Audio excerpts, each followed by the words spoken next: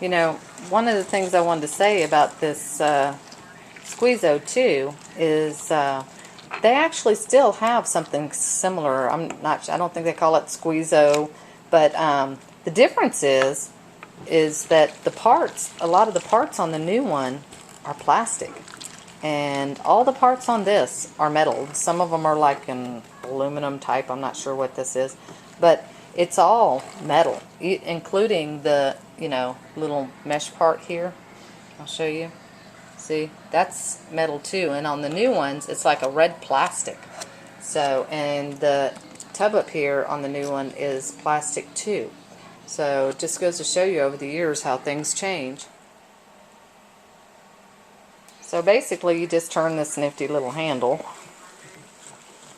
and it squeezes them there maters down there, and that runs into there, and it puts the peels and stuff over there. And I'm sure people have seen these, but this is called the Mr. Squeezo, and a Squeezo strainer, and it actually belonged to my grandmother. I showed you the box at the beginning of the video because I thought it was hilarious. I'm not sure if she bought it for herself for Christmas or if my grandpa bought it for her for Christmas, because it still had the sticker on it that said Santa Knight's gift certificate, free gift, good only November 13th, 14th, 1974.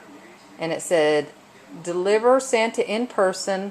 And anyway, I'm not sure if she actually got it for, like I said, bought it for herself for Christmas. You know, sometimes we women, we decide what we want, or if Grandpa bought it for her. But this is probably one of the only things out of all of Grandma's belongings that I truly wanted. It was this and some quilts.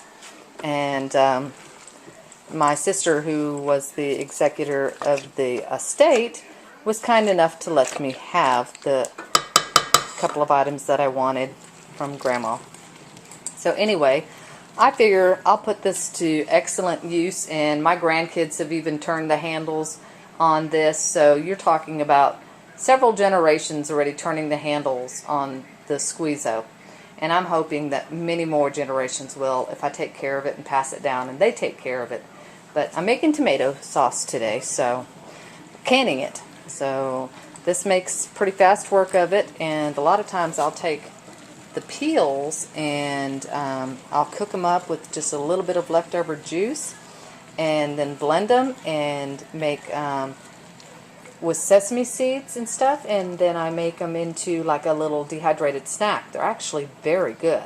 So you can put all kinds of different seasonings in there if you choose to, but we'll do that on another day. Well, we're down to the last bit of it here. Just spin that through. Last of it coming out. We got several bowls full in there already simmering, so once I get this in there, we'll bring it to a boil and then let it simmer for about 10 minutes, and then we'll start canning it up. The jars are already sterilized and the lids are already hot. Okay, it's about ready. We've been boiling and simmered, and now we're ready to start jarring up.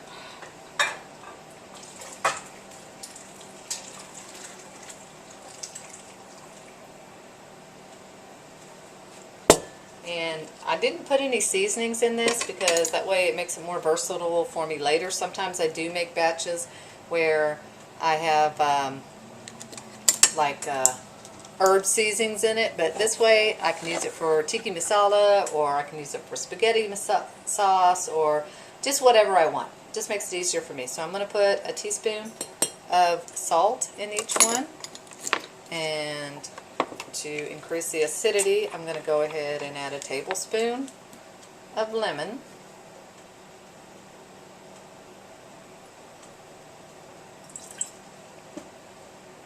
And I'm going to fill up each jar. Got my trusty little ladle here.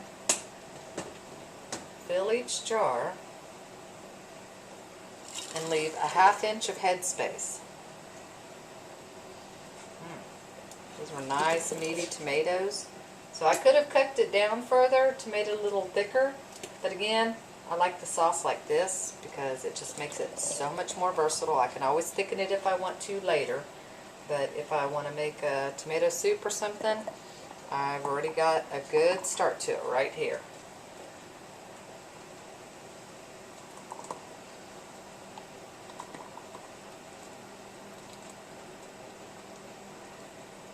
There we go. Put that on there. And I'm going to make sure and clean the rim really well. Okay. And I've got a mixture of the Tattler lids and regular lids, just because that's what I grabbed, so that's what I'll be using. And we'll screw it on, fingertip tight, and into the canner we'll go. I'll finish these up, and then well, fingertip tight. I always make it more than fingertip tight. I do it grip tight. But I'll finish up the rest of these, and then I'll get back to you when we get to the rest of it. Okay, so got the last jar filled here, and we're going to get it up to a nice rolling boil in here, and process it for 40 minutes. So 40 minutes, and it should be done. I need to rearrange these jars here.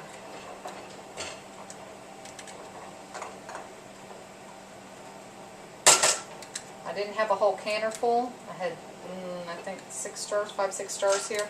So I'm going to leave some empty jars in here just so my jars don't tip over. Alright, that should do it. I'm going to cover it up. And once it comes to a rolling boil, set the timer for 40 minutes. I'll get back to you when we're done.